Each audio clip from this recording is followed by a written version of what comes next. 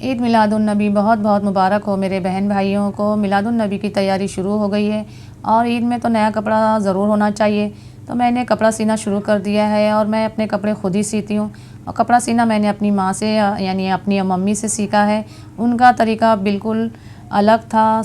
उस ज़माने में उंगलियों से नाप लेते थे, जैसे कि एक बालिश हो गई 6 इंच, 4 उंगली हो गई 2 इंच, इस तरह से सिखाती थी। जब मैंने कपड़ा सीना शुरू किया तो मेजर टेप आ चुका था और अब ये तलवार टाइप की स्केल आ गई है। इससे बहुत आसानी हो गई कपड़े का नाप लेने में। और उनका कहना था कि हम औरतों को हरफन मौला होना चाहिए। हरफन मौला का मतलब है कि हर काम में माहिर हो। और सबसे अहम सिलाई मानी जाती थी। पहले पढ़ाई वगैरह तो पूछते नहीं थे, जानते नहीं थे कि कितना लड़की पढ़ी है क्या है। और उनका कहना था कि औरत ज़ात को अपना कपड़ा खुद सीना आना चाहिए। और सही बात है, हम औरतों को किसी से पीछे क्यों रहे। जैसे हम खाना बनाते हैं और उसकी तारीफ़ होती है, इसी तरह जब हम कपड़ा सीते हैं तो इसकी भी तारीफ़ होती है। ऐसा नहीं कि तारीफ़ नहीं होती है। और जब कोई तारीफ़ करता है तो बहुत ही खुशी होती है। हम लोगों को हर हुनर आना चाहिए और हर काम में आगे रहें और हर काम में माहिर है, तो इसी को कहते हैं हरफन मौला। ये जो कपड़ा है बहुत बारीक है, तो इसमें अस्तर लगेगा। डबल कपड़ा रख कर इसे सीना पड़ता है। इस तरह से कपड़ा बिछा कर मैं सब तरफ से कच्ची सिलाई कर दूँगी या तो टाशनी लगा दूँगी, जिससे कि मुझे आसानी हो जाएगी। तो मैं क्या करूँगी, टाशनी भी लगा दूँगी और चारों तरफ इसकी कच्ची सिलाई भी कर दूँगी, जिससे कि मुझे कपड़ा सीने में आसानी हो जाएगी। चिंदी मार्केट से सस्ते में टुकड़े मिल जाते हैं, तो मैं कपड़ा लाकर और फिर मैं अपनी मर्ज़ी से डिज़ाइन भी बना लेती हूँ। अगर मैं अपना कपड़ा बाहर टेलर को देती तो मुझे इसकी सिलाई बहुत महंगी पड़ जाती। अपने कपड़े खुद सिलाई करके मैं पैसे बचा लेती हूँ। और फिर जितनी चादर हो उतना ही पैर फैलाना चाहिए और अल्लाह का शुक्र अदा करते रहना चाहिए। उसी में खुश रहें और अल्लाह खूब खूब बरकत देता है। हम आशिक़ रसूल हैं। हमें अपनी बेटियों को ये भी नसीहत करनी चाहिए कि हमारे नबी की बेटी बीबी फ़ातिमा अपने हाथों से घर का सारा काम करती और कपड़े सीती, और जब कपड़े उनके फट जाते तो पेवन लगाकर सीती। पेवन उसे कहते हैं कि फटे कपड़े पर दूसरा कपड़ा रख कर सिया जाता है। और बीबी फ़ातिमा के दुपट्टे में 72 पेवन थे। जिस औरत को उनके दुपट्टे का साया मिल जाए वो औरत जन्नती है। और अल्लाह हम आशिक़ रसूल औरतों को बीबी फ़ातिमा के नक्शे कदम पर चलने की तौफ़ीक दे और उनके दुपट्टे का साया नसीब करे, आमीन। गले की डिज़ाइन बनाने के लिए मैं फेविकॉल से लेस को चिपका दूंगी, जिससे कि सिलाई में आसानी हो जाएगी। और लेस से डिज़ाइन भी बहुत खूबसूरती से बन जाती है और बहुत आराम से कपड़ा सिल जाता है। अगर आपको कपड़ा सीना आता है तो इसी तरह से आप सिए, फटाफट सिल जाता है। मेरी ये मशीन 25 साल पुरानी है। मैंने इसमें बहुत से कपड़े सीकर पहने हैं। इंशाअल्लाह आगे भी सी के पहनूंगी, क्योंकि इसने मेरा बहुत साथ दिया है।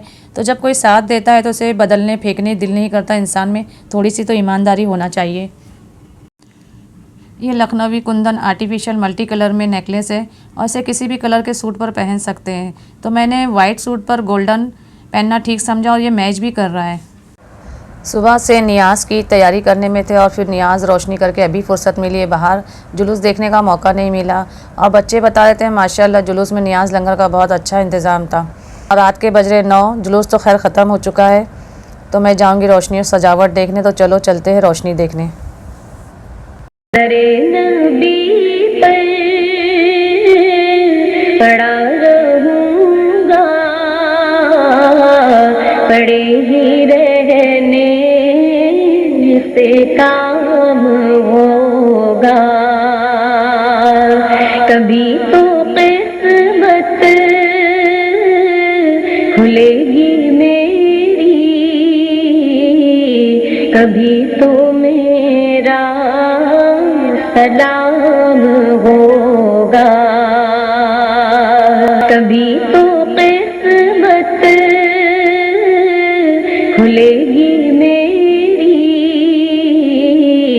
कभी तो मेरा सलाम होगा।